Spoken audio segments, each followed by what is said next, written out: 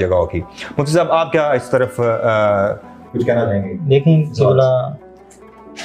علامہ صاحب نے بہت اچھی طریقے سے آپ کو گائیڈ کیا ہے۔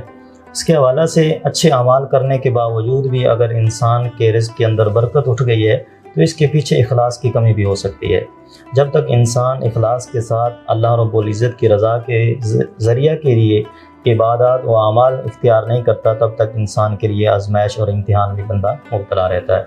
اور دوسری ایک حدیث پاک کے اندر موجود ہے کہ آقا علیہ الصلوۃ والسلام نے ارشاد فرمایا، جو انسان اپنے آپ کو قرآن کریم کے ساتھ اٹیچ کر لیتا ہے، قرآن پاک کی تلاوت جاری رکھتا ہے، تو اللہ رب العزت وہ لوگ جو مانگ رہے ہوتے ہیں اللہ رب العزت کی بارگاہ میں ہاتھ اٹھا کر، اس بندے کو اللہ کے ذکر نے اور قرآن کریم نے اللہ سے مانگنے سے روکے رکھا، تو اللہ رب العزت جو دوسرے لوگوں کو عطا فرمائے گا دگنا کر کے اس بندے کو بھی عطا فرمائے گا۔